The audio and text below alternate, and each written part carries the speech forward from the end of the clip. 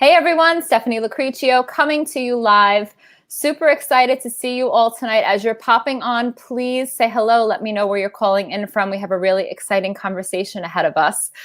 So I want to just give it a couple of moments for people to pop on. As you are hopping on, I just want to remind everyone that we have our Self-Care Saturday event, Take a Breather, specifically with activists in mind, because we all know how we've been working very hard the last couple of months, last couple of weeks. So we want to make sure that we take some time for ourselves to breathe, to connect. Hello, everyone that's popping on.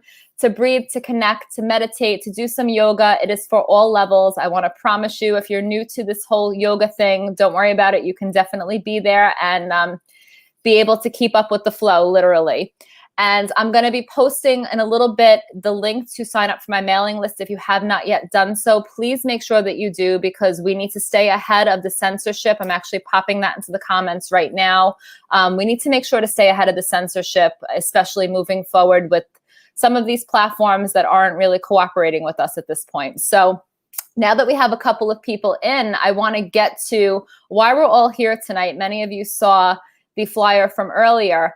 Being in Trenton, we've had the amazing opportunity to connect with so many of our legislators. And through this entire process the last year, we've actually built some new relationships. And this man that I'm about to bring on is someone that I had the honor and privilege of speaking to when I was in Trenton for the last rally. And it just really grabs me how grounded he is, how easy he is to talk to, and how he is always there to be a voice for freedom, to be a champion for freedom. So I wanted to bring him on to talk specifically about a bill that is a good piece of legislation, which if you're in the medical freedom movement, you know that it is very rare that we go live about a bill that's actually a positive piece of legislation. So with that, I am super excited to bring on Assemblyman Gerry Scharfenberger, who is from District 13, and he is here tonight to talk about his bill, A4659. Hi, how are you? Welcome. I'm great.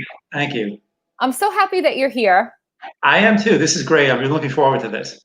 I've been looking forward to it as well. I know a lot of people have been, you've been in the buzz lately. There's been a lot of buzz about some of the things that you're doing down in Trenton, and it's a positive buzz, which is a good thing, because most times when we're buzzing, it's not something good. It is. And you know what? I feel really good. I think we have some really good momentum going. And people have been really very supportive and very vocal about, supporting this bill and their opposition to the other bills. So I think that's a good thing for us. Yeah, we need, it's been funny. We've been saying for a long time, we need to create the legislation and the world that we want to live in. So I'm so thankful for you to be coming in and helping us to create that, instead of constantly being on the defensive and fighting against bills that we want to kill. So it's a beautiful thing to have you on tonight. So welcome. Thank you. Let's talk about it. Let's talk about A4659. I was so jazzed when I saw this bill, especially in light of Conaway's bill, which we were down in Trenton for. You are giving a voice and a choice back to the parents to be able to decide when it comes to the flu vaccine seasonally. If they choose to give it, it's there for them. If they choose not to give it, then they don't have to. And I just want to first applaud you for being brave enough and bold enough to put pen to paper. This is a bipartisan piece of legislation. We have Assemblyman Jamel Holly and a couple of others listed on there. So right. It is amazing to see. Why was this something that was important to you? Well, when I first saw the 4576, the bill mandating this, I couldn't believe what I was seeing, 6 months and up. So I spoke to my staff and I said, listen, I can't go along with this, number one, but what can we do? So then I thought, well, the natural thing would be to pass a bill that would make it voluntary, that let it up to the parents and the families to decide this sort of thing. And I want to make it clear too that I am by no means anti-vaccine. I've been vaccinated, my kids have, but I just feel it should be up to the individual. The government should give all the information, make some recommendations, and then ultimately leave it up to the parents to decide. And if we give up on this one, it will never end. I guarantee you, this will only be the first of many. Yeah, and I'm so glad that you said that, because conversation is something that we talk about very often. And I'm not anti-vax. I am just pro-informed consent. So obviously you're aware of what that conversation is supposed to look like. And an informed Yep. consent dialogue has zero to do with the government. It has everything to do with a parent and a doctor. So I'm so happy that you brought that up because it's really important to distinguish between the two. Mm-hmm. So it really is. And ahead. a lot of the people who've been calling, and we're sort of in a strange time now where there's talk about government mandates, even beyond vaccines, when you talk about mandating wearing masks and mandating this and that. And if we don't draw a line in the sand right now, it'll pick up momentum going in the wrong direction, I think. So that's why I got on this, and I'm trying to get as much exposure for it and let people know that it's out there.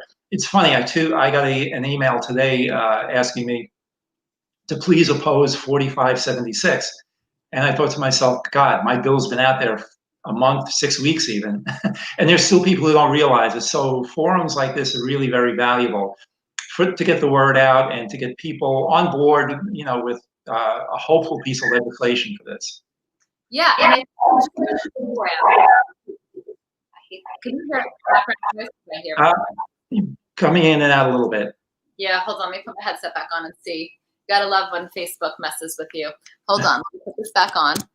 So one of the things I think we're so used to is just looking for bad bills. Like we're not really ever looking for good bills because up until this point, there's been very few. And I've only been in New Jersey for 2 years. But since I've been here, all I've done is rage against the bad bills. So I think it's really great that you're taking a proactive approach. And I think that that's where this movement needs to go. It needs to be partnering, linking arms with legislators who are for choice, who are for freedom, and moving away from these labels of anti or pro something. Because at the end of the day, bodily sovereignty, the ability to make choices about what you choose to put in your body or your family's bodies, is probably one of the most dearly held freedoms that we need to grip onto with both hands. So with that being said, one of the questions that I've gotten a lot that I know you and I actually discussed when we were in Trenton was, why wasn't it all vaccines, like a blanket, no, this choice is for all vaccines? Well, that's an understandable question. And to answer that, you have to really understand the way the process works. And I wanted to initially have it just voluntary flu vaccines across the board. And I was advised not to do that. And that's why this bill only pertains up to age 18. The reason being specifically is that the military mandates it for soldiers, and soldiers can be 18 and up. And I was advised that if I put that in there, I may have a challenge to the bill that would tie the bill up and nothing would happen. So I felt it would be better to just go from 6 months to 18 and make sure they're protected and we have choice for that particular group. And then I'm working on other bills to handle other vaccines and 18 and above. So if somebody wants to challenge it, the whole bill won't go down in flames. It would just be a specific bill that's geared towards that. So I'm learning that it's better to get maybe 80% of what you want than rather go for the whole thing. And maybe going for unlimited age for everybody would scare off some potential co-sponsors, but now I may have a better shot. So I'm really looking to get the really large portion of very disturbing age group, I think, that lose their right to choose and the parents' right to choose too. So I think that was more important. And like I said, that's a battle that will be coming, but for another day. Well, it's good to hear that it's coming because it definitely is something that we need to have conversations about. But I'm all for creating a piece of legislation that actually has a chance to move forward, because without that chance, it's just a piece of paper. So with that being said, I mean, the fact that people don't know about it, the fact that it's not being the topic of conversation all over right now in New Jersey, what do we need to do to help you to get this legislation to be on an agenda for a vote as soon as possible? Because we know that we have a Senate companion bill, correct? Yes. In fact, I'll give you a little bit of the history of this bill and the Senate bill. Shortly after my bill was introduced, I got a call from Senator Panaccio's office saying that he really liked the bill and would like to sponsor a Senate version. So my Brian Thomas, who's my policy and legislative affairs director, has been in contact with that office. So it's going to be very similar, which is the good news. So the Senate is sort of out of the gate already. What people can do, I've had a couple of articles written, and I have it on, I'm on Facebook and Twitter. That's my social media. And what I've been asking people to do is share those articles so it gets the word out across the state. And I've heard from people up in Sussex County, down in Cape May, Gloucester County, up in Bergen, you name it. So the word is slowly getting out there. So that's a good thing. What we really need is to get Democrat legislators on board with this. Thankfully, my colleague and friend Jamal Holley contacted me and was really excited about the bill and asked to be a second prime sponsor on it. So that's a good thing. It now is a bipartisan bill. I've gotten contacted from a lot of Republican legislators so far asking to co-sponsor. So the list is growing. I just got another 2 today, I believe. And I'm hoping to get more Democrat co-sponsorship, which would really be key. So what people can do is reach out to Democrat legislators especially, and give them your side of it, that you really want the choice. You don't want to prohibit vaccines or anything like that. But it's really important for the individual, for whatever the reason, be it the religious exemption, medical exemption, just consciousness of vaccines and a feeling about them. I think it should really be up to the individual, between the individual and the doctor, their personal doctor, and make that decision. And this bill will allow that, and that's why it's so important. So the short answer is to reach out to the Democrat legislators and see if we can get more of them on board. And like I said, we have a lot of good momentum, and I'm going to capitalize on that as much as possible to really see this through. Yeah, I think that I think that we need to just keep having these conversations over and over again. So I want to ask you what the climate is behind those walls. Like when we're outside protesting and they hear our voices, like what is the impact on the people inside of those walls, hearing their constituents out there crying for something very specific? It does have an impact too. I know the legislators know it, but I remember the protest in January or in December, I forget what it was, but it was almost a year ago. I got a call from somebody who, he's not an elected official, but works in the State House. And he said, I've been here for 40 years. I've never seen anything like that. It was incredible. So those type of events really have an impact because it calls attention to it. If you had set up a table and you hand us a leaflet on the way in, it's not going to have as much of an impact, but those sort of things really are eye openers for legislators. So I think it's a good thing.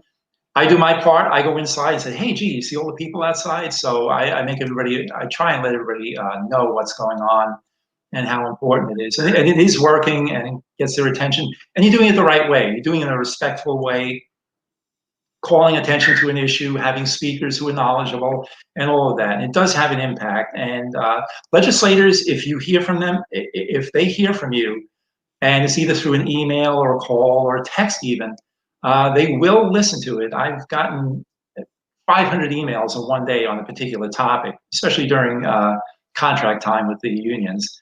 But they do pay attention to it. You do get noticed. So that's a good thing. That's great. Hear that. It's like when I don't know why it keeps happening. All right, let's keep going with it. Like it's one of those days. I taught yoga today, and in the middle of my class, my husband was using my Spotify, so I'm in the middle of teaching yoga, and like gangster rap comes on. So it's been one of those days for me, but I'm just going with the flow, literally. So I mean, I think that the important thing for people to remember is that those emails, those correspondence, the things that you do, making those phone calls, it is really important, but it's equally important to go. So all these strategies working together is basically what's getting us the attention. Exactly. And holding off people from maybe second guessing what it is that they're doing at this point. Yeah, and you know what, Stephanie, I will say, I deal with a lot of groups, advocacy groups and things like that. Your group and the group who are really interested in personal choice and decisions and these sort of things, I have never seen a more educated, articulate, and organized group as this. And I'm not just saying that because I'm on this particular one. I would use you as the example if I was on another group, interview.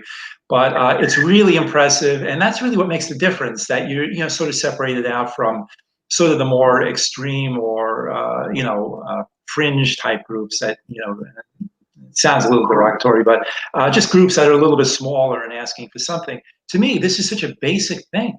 This is not even a heavy lift. This is simply making up your own mind and deciding your own medical destiny. So I don't quite understand the gravity of it. It should be such a common sense type of thing, and that's why I'm so fired up about this, because I'm just in disbelief that we're even having to go down this road.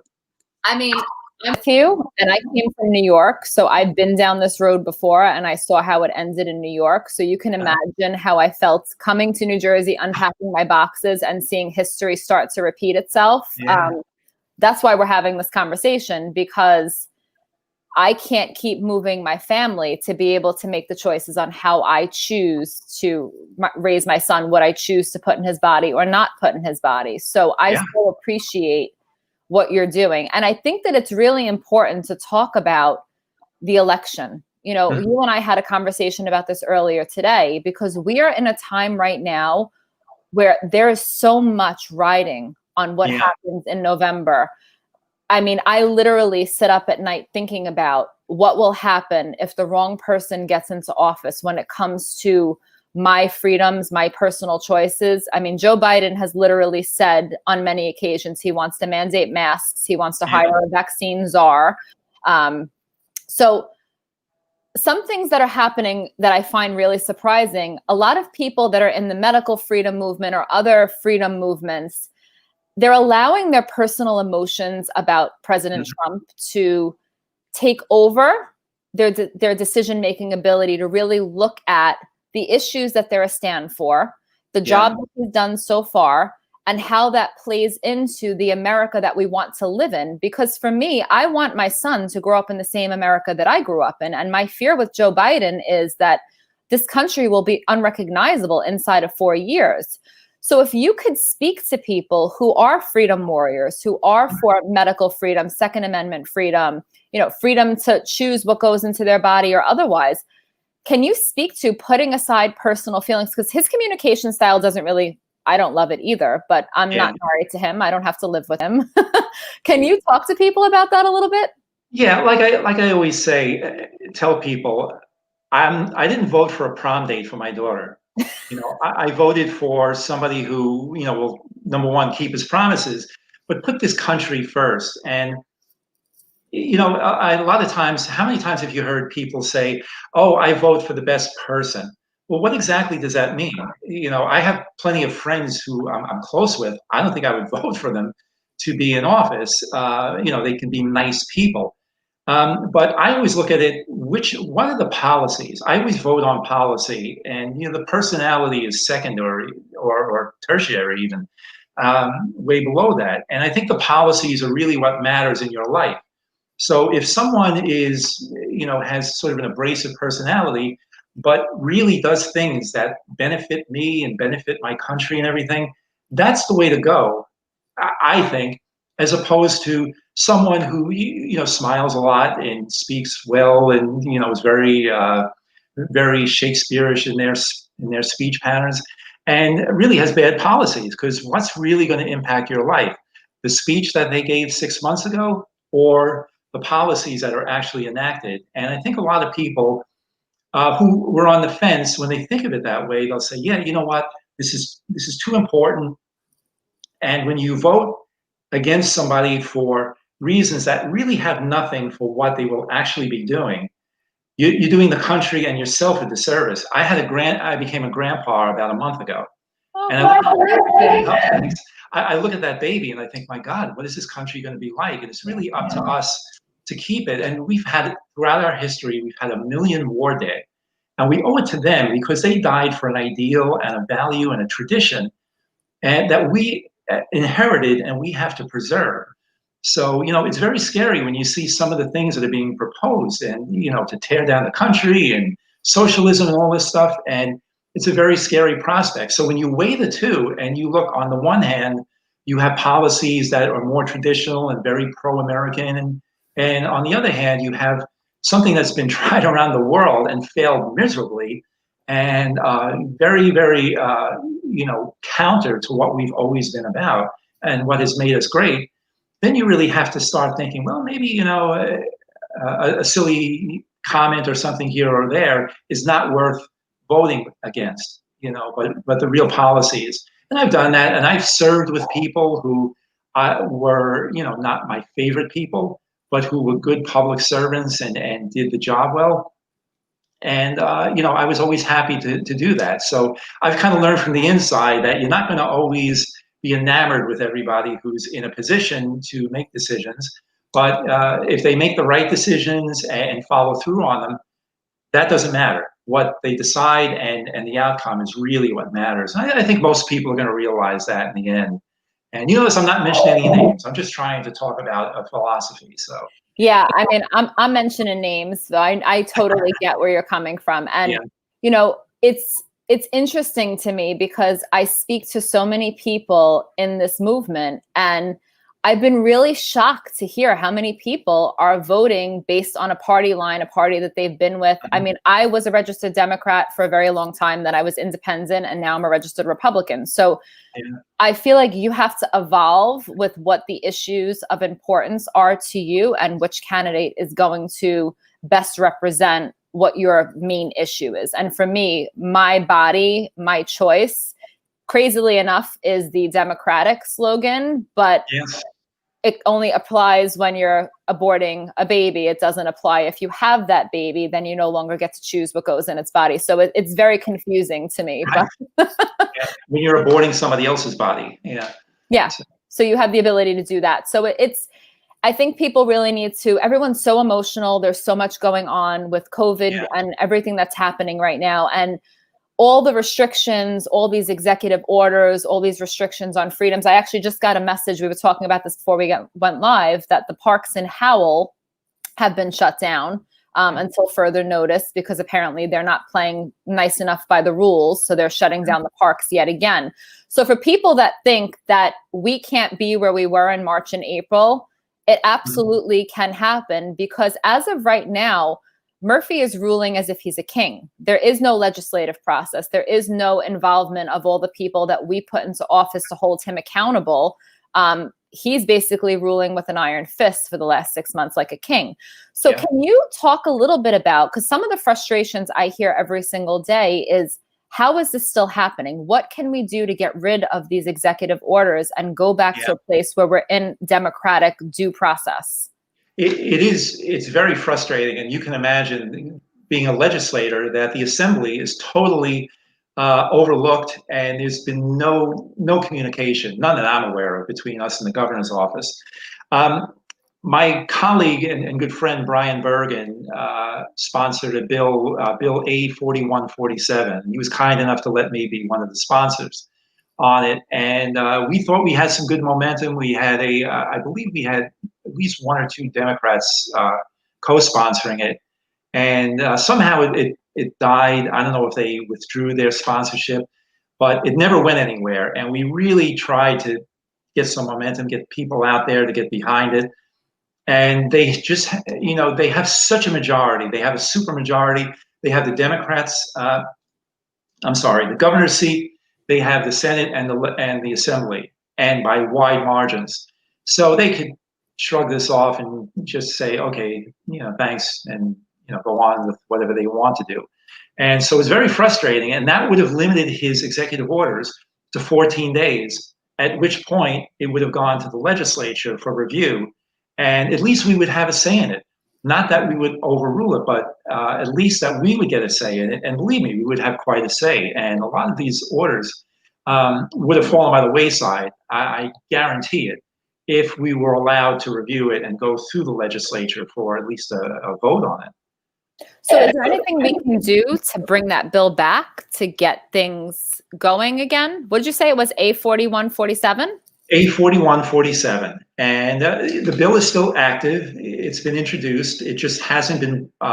It hasn't gone through committee, and it hasn't been brought to the floor for a vote, which it could easily be if the will was there. Again, that's another one. I hate to sound like a broken record, but folks can reach out to their legislators on both sides of the aisle and say, this is really important to us. And it's a nonpartisan bill. It really is.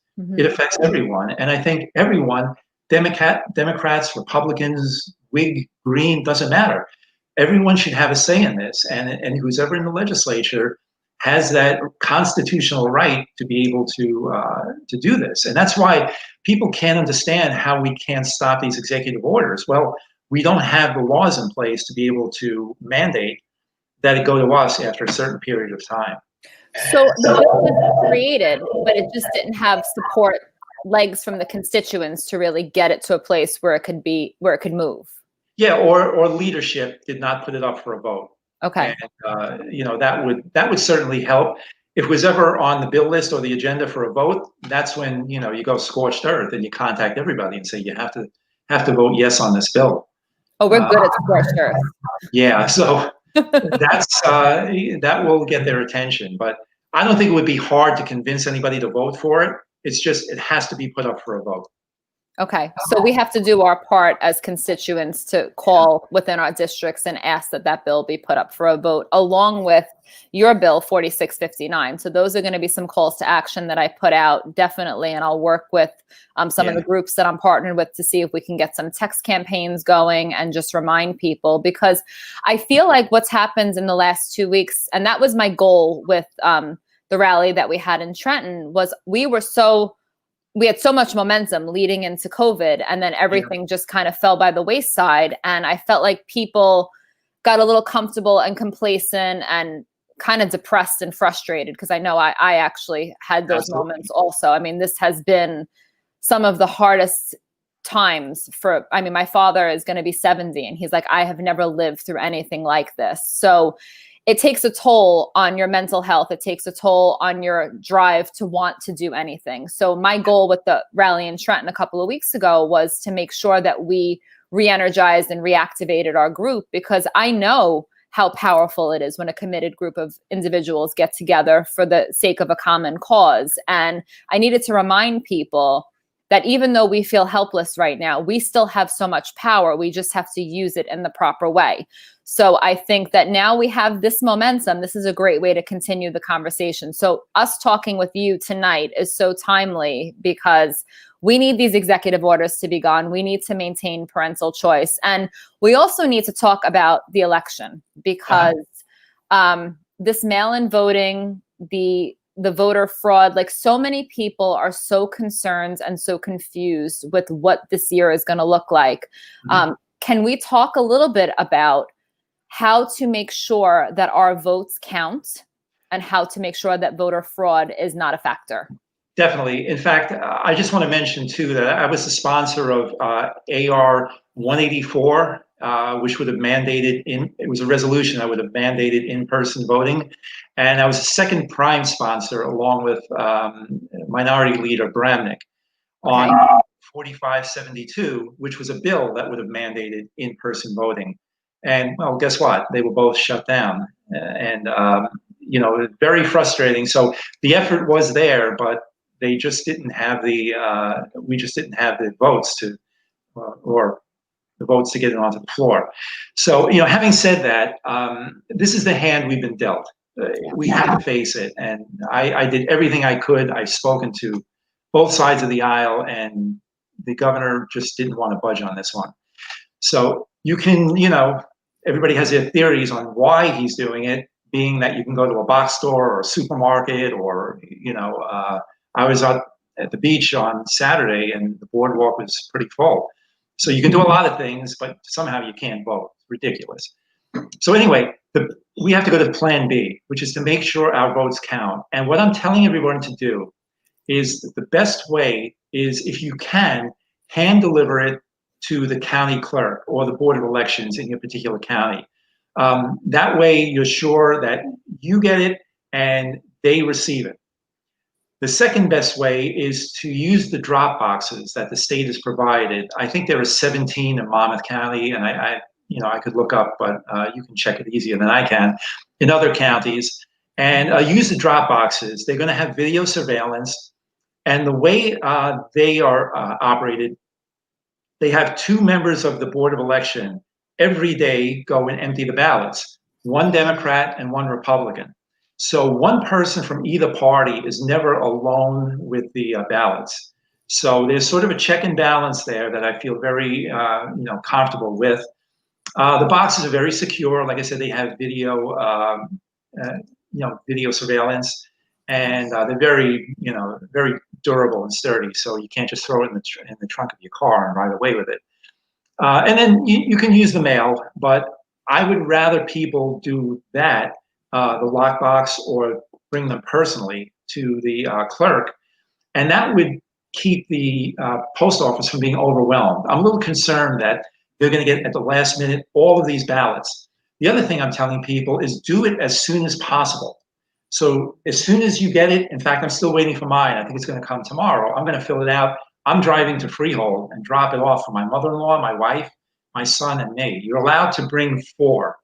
Okay. So I can bring 3 family members down. If I had a bigger family, my wife and I could each bring 4 down. So that's something to keep in mind. Make sure it's filled out properly and all that. And there's also a link called Track Your Vote, where if you do put it into a Dropbox or in the mail, you can go on that and your vote will show up there once it's received by the Board of Elections. So there are all these little things that you can do to really safeguard your vote. Beautiful. So in all honesty, getting my vote to count is not what I'm worried about. What I'm really worried about is having every Tom, Dick, and Harry who's on the voting rolls get a ballot in the mail.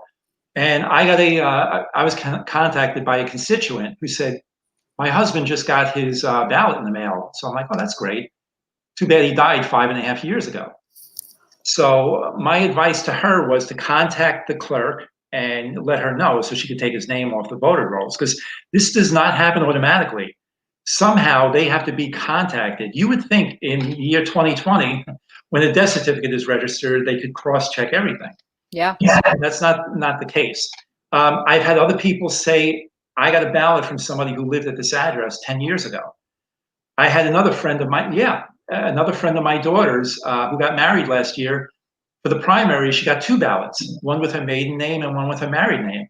So this is kind of wacky stuff that's happening. Now, these are all very upstanding people who have contacted me.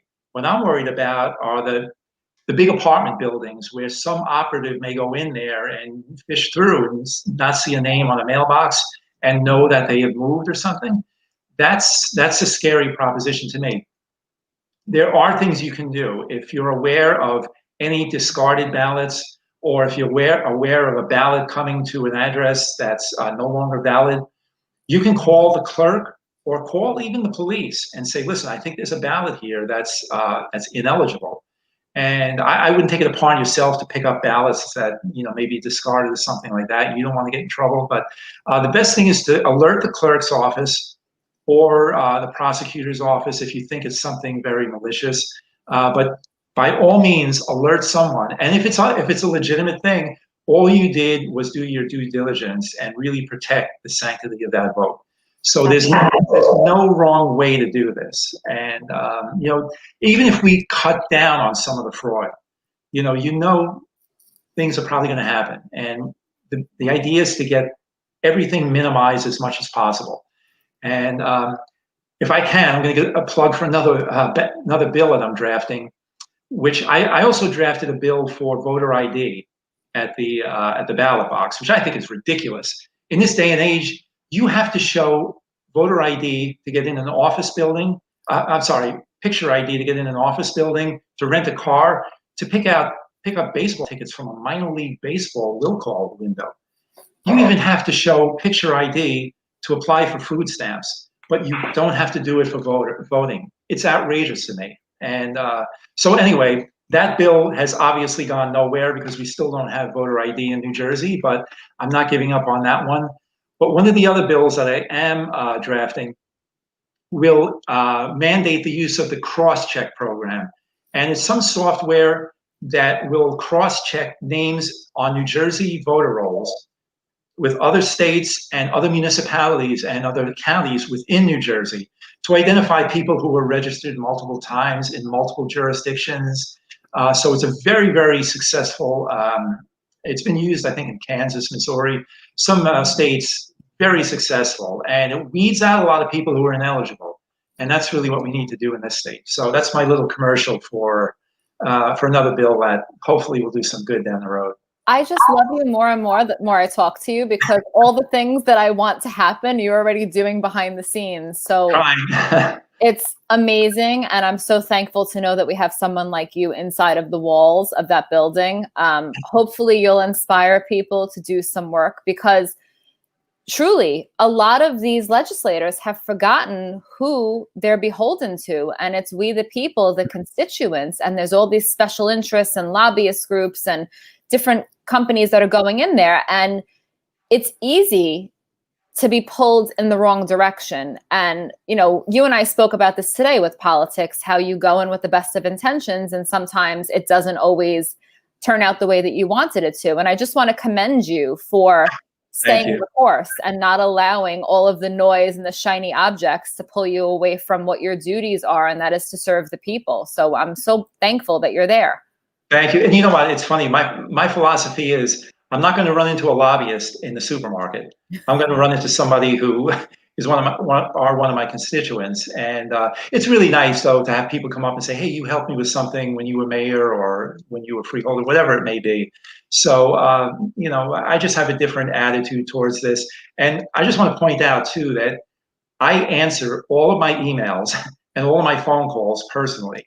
I don't have, you know, standard language that I use. I dictate it myself sometimes if it's a lot of emails, but I really try and get back to them. So if people want to reach out to me for any reason, I actually like hearing from constituents, because they're my ears to the ground. You know, they can sometimes give me a little direction on an issue that I may not know about, and that really is very valuable for me. In fact, I'm in awe of them who do that. So that's the way I look at it. You can't see the comments, but I do. And I just see so many beautiful things that people are writing about you. You're a mover and a shaker. He works for his constituents. My friend Jen Brown. Oh, yeah, my pal Jen. Yeah. Yes. So we see you and we know that you're out there and we want to support you. So what can we do to support you to make sure that you have what you need to stay in that seat for as long as remotely possible, doing the fantastic work that you're doing?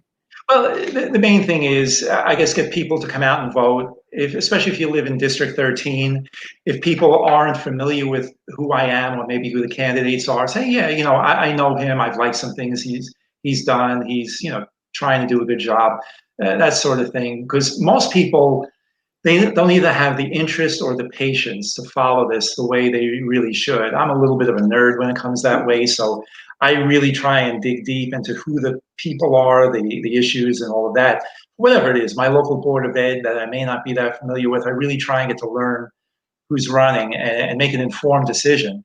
And not everybody can do that. So people who are a little bit more tuned in, it's very valuable if they kind of reach out to people who may be on the fence or may not be aware of really what's going on, and point them in the right direction. So that's what I tell everybody. If I can get that kind of support, that's a good thing.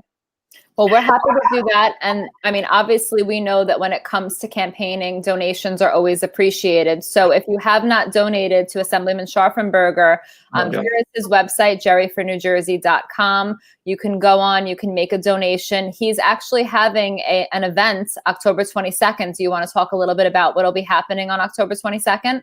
Yes, and I will preface this. This is my least favorite part of this whole thing. If I could do this for free, I would, you know, but the reality is there'll be a lot of money coming in to knock me out. So I have to do this. But I am having an event, my one and only this year, and it's at a beautiful restaurant on the water in the Highlands, I should say, in Highlands, New Jersey, which is right overlooking Sandy Hook. And it's October 22nd. It's 6 to 8:30, and response has been overwhelming. I mean, I'm just speechless by how many people have reached out. And so there is information, and I have an invitation. It's on on Facebook and Twitter, I believe. So you can get the information there. And I keep it separate from my political world. So I use my own Gmail and my own personal information and contact information. So you can find it, and some of these things are a little pricey, understandably, but that's what they are. They're fundraisers. So I try and keep them reasonable. And if you look at some of them, I'm a bargain.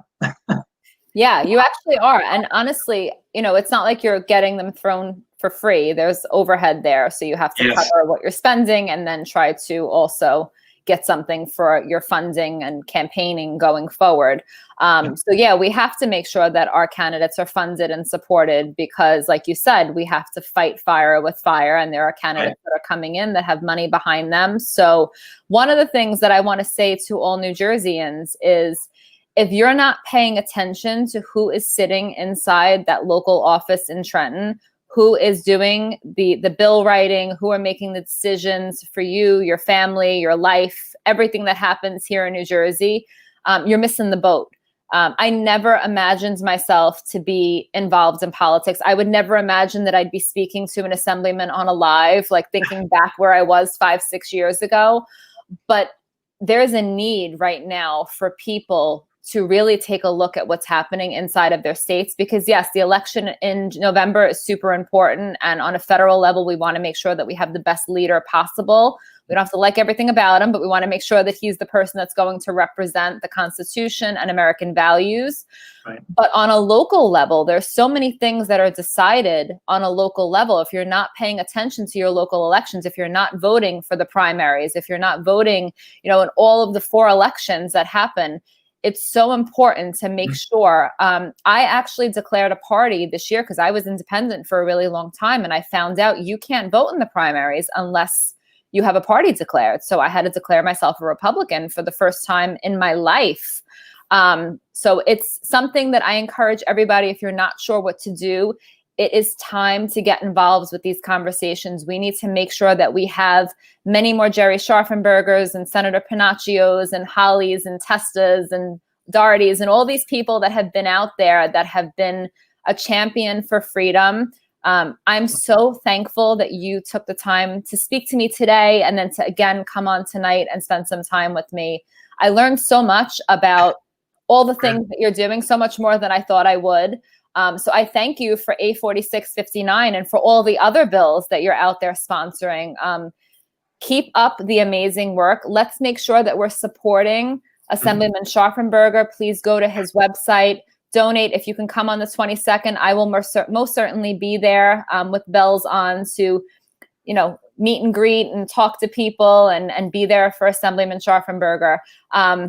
We thank you so much for coming on, for being here, and for always being a stand for us, for coming to everything that we do, and for being a voice for freedom. We so appreciate it. Thank you. And I just want to say, I know, a lot of folks like my pal Jen and everybody who's watching have been really, really good allies of mine, and that's made it a lot easier. I will close saying this: if you want to contact me and have a question about any of my bills, I think since I've been in office, I've sponsored or co-sponsored about 46 or 48. I forget where I'm at. But if you want to see exactly, where my ideology falls or what I'm doing, and I'm trying to do everything substantive. I'm not really one to, declare left-handed Martian week or something like that. I'm not into the symbolic part of it. I'm really interested in doing substantive things. And if there's anything that I'm missing, people can reach out to me, and I really want to be that tool that you can use to, further the good of the state here. So anything that you think I'm missing, I really want to know about it. So with that, Stephanie, I love to hear that. Thank you so much. And that's what we need to be hearing from so many of our elected officials. Many of them won't even take our phone calls, let alone meet with us. So the fact that you are welcoming and asking for that feedback is refreshing and inspiring. So thank you again for being here. Assemblyman Scharfenberger, if you have any questions about this interview, feel free to reach out to me. You can reach out to Assemblyman Scharfenberger as well. Let's make sure that these amazing bills that he discussed during this last 45 minutes, that we get these bills the attention that they deserve. Let's get them to a vote and make sure that we can support him in any way that we can. If you're free on the 22nd, come out and join us. Let's celebrate this amazing man. Go on, make your donations if you can. If you're not able to come, anything helps, whether it's $5, $10, $20, it all goes to a good place. If you're not currently on my email list, we know that censorship is a real thing, and I feel like I am a ticking time bomb on this platform. So I encourage you, if you're not already signed up, to please go on this website. I'll pop it again into the comments. Sign up for the email list. You'll get recordings of all of my videos. You'll get any invitations for anything that's going on my blogs. But I just want to make sure, in the face of censorship on social media, that I have a way to stay in contact with you if we are somehow disturbed on this platform. If you're not already signed up for Self-Care Saturday, the ticker is going across the bottom. We need to make sure that we're taking care of ourselves in this movement. It is super important. Too often we hear about people being exhausted and overwhelmed, and we need all of our warriors strong and in action. So come out, take 2 hours for yourself, and make sure that you refill your cup and get ready for whatever is ahead, because we know every day is a winding road here in New Jersey. And last but certainly not least, we've been talking about Brio TV. It is going to be the golden spike in the face of fake media, a place where truth news can live. So if you're not currently subscribed, please go on to Brio TV and use Freedom Warriors as your discount code. You will get $5 off your monthly subscription. We are in the phase of building, so becoming a founding subscriber is going to help us to build out this platform to be a place where we know that truth can live. So help us with that. Thank you so much for joining, for always being here, for your love and support. Let's continue to be bold, to be brave, to show up, to speak up, and to be the change that we wish to see in the world. I am sending you all so much love, so much light, and thank you again, Assemblyman Scharfenberger, for being with us tonight. Thank you, everybody. Thank you. Bye-bye.